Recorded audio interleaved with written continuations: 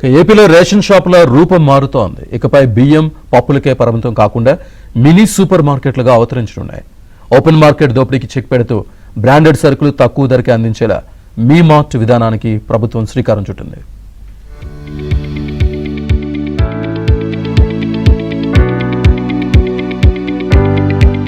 ప్రజా పంపిణీ వ్యవస్థను బలోపేతం చేసేందుకు ఏపీ ప్రభుత్వం చారిత్రాత్మక నిర్ణయం తీసుకుంది. ఢిల్లీలో ఎన్సీసీఎఫ్ తో పౌర సరఫరాల శాఖ కీలక ఒప్పందం కుదుర్చుకుంది. బహిరంగ మార్కెట్ కంటే తక్కువ ధరలకే బ్రాండెడ్ సరుకులు అందించేలా రేషన్ షాపులను మీ మార్ట్ మినీ మాల్స్ గా అప్గ్రేడ్ చేస్తున్నారు. పౌర సరఫరాల్లో ఏపీ తీసుకొచ్చిన సంస్కరణలను కేంద్రం ప్రశంసించిందని మంత్రి నాదెండ్ల మనోహర్ తెలిపారు. కాకినాడలో స్టీమ్ రైస్ ప్రాజెక్టు ప్రారంభిస్తామని, రేషన్ షాపుల ద్వారా మీ మార్ట్ కాన్సెప్ట్ అమలు చేస్తామన్నారు.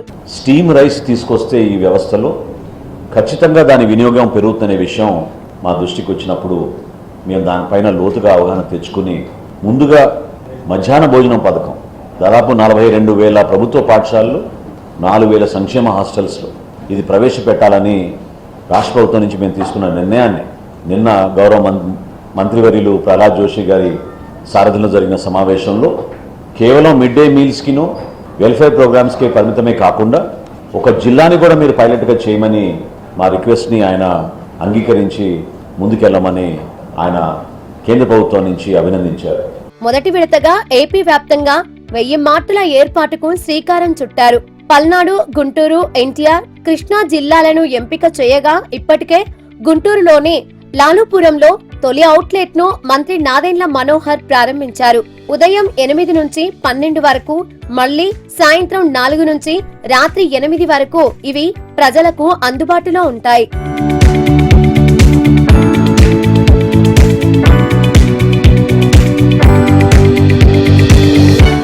కనీసం 200 చదరపు అడుగుల స్థలంలో ఏర్పాటవుతున్న ఈ మార్టులలో తొలి దశలో 70 రకాలు, క్రమంగా 250 రకాల బ్రాండెడ్ వస్తువులు లభిస్తాయి.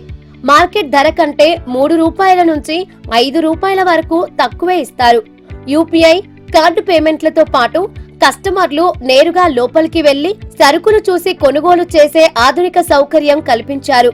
ఈ మినీ మార్ట్స్ వల్ల దాదాపు 30,000 మంది రేషన్ డీలర్లకు అదనపు ఉపాధి లభించి ఆర్థిక భరోసా దక్కనుంది.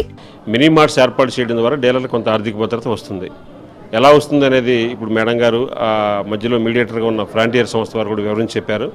బయట హోల్సేల్ మార్కెట్ల ద్వారా ఇప్పుడు మామూలు కిరాణా కొట్లు స్టాక్ ఏ రేటుకి వెళ్తుందో అంతకంటే తక్కువ ధరకి, అంటే హోల్సేల్ మార్కెట్లకు ఎవరైతే స్టాక్ సప్లై చేస్తున్నారో సప్లయర్స్ వాళ్ళ దగ్గర నుంచి వీళ్ళు ప్రొక్యూర్ చేసేసి డీలర్ దగ్గర నుంచి ఒక యాప్ పెడుతున్నారు. మేరీ సహేల్ అనే యాప్ ఇస్తారంట.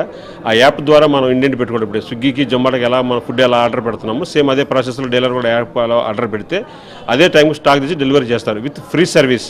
ఈ పాలసీ రేషన్ డీలర్ ఓన్లీ బియ్యం, పంచదార అమ్ముకొని వెళ్ళిపోయే పరిస్థితుల నుంచి షాపును అంటిపెట్టుకొని రేషన్ కార్డు వాళ్ళు ఎప్పుడొచ్చినా ఈ నిత్యావసర సరుకులు అందించే విధంగా ఈ పథకాన్ని తీసుకురావటం చాలా అదృష్టం మాకు.